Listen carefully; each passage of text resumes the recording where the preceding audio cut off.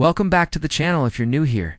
This is the place where we break down the financial markets in a way that actually makes sense for everyday people. Today's video is one I've been wanting to make for a long time, because this single topic is responsible for more beginner losses than almost anything else in trading. We're talking about how to read stock charts the right way. More importantly, we're going to cover how most beginners are doing it completely wrong without even realizing it. By the end of this video, you'll have a clear, repeatable process for looking at any chart and actually understanding what it's telling you. We're going to cover everything: candlesticks, time frames, support and resistance, volume, moving averages, and trend lines. I'll show you the most common mistakes beginners make at each step. I'll also show you exactly what to do instead. This isn't theory pulled from a textbook. It's the practical reading framework that experienced traders actually use every single day. So whether you're brand new to charts or you've been struggling with them for months, stick with me, because this one is going to click for you. You've been staring at stock charts for weeks, and you still have no idea if the stock is going up or down. That's because nobody told you what you're actually supposed to be looking at. Most beginners zoom into a one-day chart and see a red candle. Then they panic sell. But that single candle means almost nothing without the bigger picture behind it.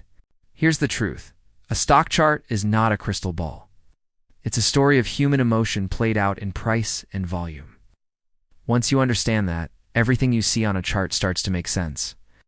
Let's start with the most misunderstood element on any chart: the candlestick. Each candle shows you four things: the opening price, the closing price, the highest point, and the lowest point within a specific time period. The body of the candle tells you who won the battle between buyers and sellers. A green body means buyers pushed the price up by close. A red body means sellers dragged it down. Those thin lines sticking out above and below the body are called wicks. Most beginners completely ignore them.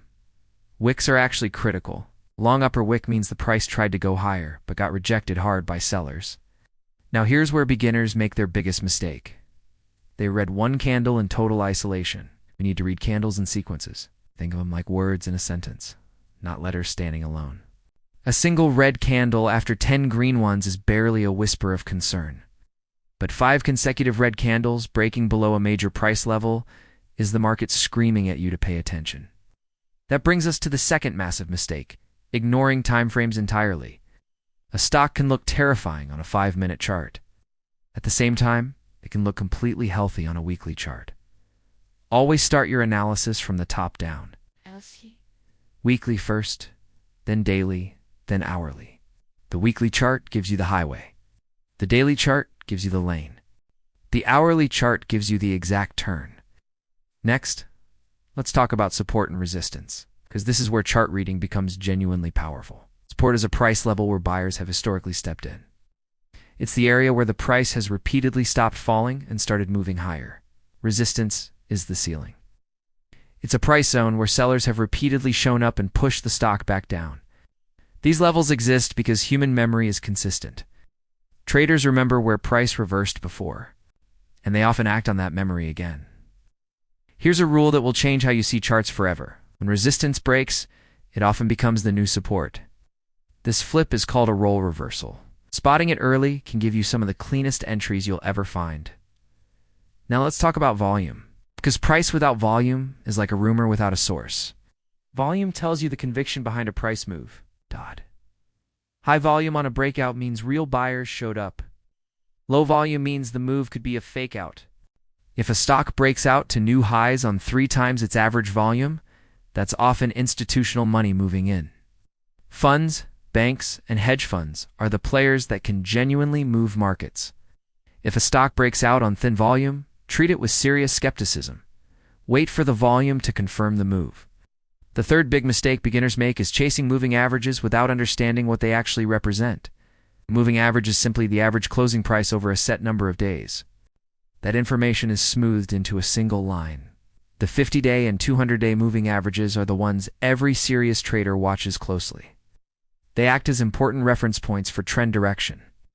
When price is above the 200-day moving average, the stock is generally in a long-term uptrend. That's the type of environment where many traders prefer looking for buying opportunities, not short positions. Understanding the broader trend can dramatically improve your decision-making. When the 50-day crosses above the 200-day, Traders call it a golden cross. This signals strengthening bullish momentum. When the 50-day cross is below the 200-day, traders call it a death cross. This signals weakening momentum, and it suggests the bulls may be losing control. One more thing beginners get completely wrong is drawing trend lines randomly without any logic behind them. A valid trend line needs at least 2 confirmed touch points, and its significance increases with each additional bounce. The more times price respects a trend line, the more important that line becomes. When price finally breaks through a well-tested trend line with strong volume, that's one of the highest conviction signals a chart can give you. It's often a sign of a meaningful shift in the balance between supply and demand. That's not random noise. It's a structural change in how the market views that stock. So let's put it all together into a simple, repeatable process you can use starting today. Begin on the weekly chart to identify the trend direction. Mark your key support and resistance zones. Then check where price sits relative to the 200-day moving average. This gives you the broader market context before you focus on the details. Next, drop down to the daily chart. Look for patterns forming near those key levels. Pay attention to things like consolidation ranges, flags, and tight base formations. Then check the volume. Ask yourself whether institutional activity appears to be building or fading. Volume often reveals what price alone cannot.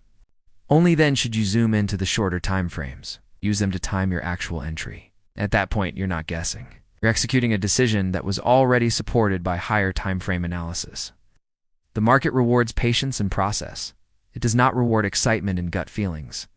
The traders who consistently make money aren't the ones reacting the fastest. They're the ones reading context the clearest. If you've been treating stock charts like a slot machine, today is the day you start treating them like a language. Charts communicate information. Your job is to learn how to read it correctly. Practice reading charts every single day. Do it even on days when you don't place a trade. The goal isn't to predict the future. The goal is to improve your ability to recognize what the market is telling you.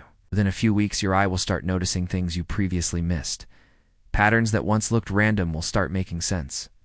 And that's when chart reading becomes a genuine skill instead of a guessing game.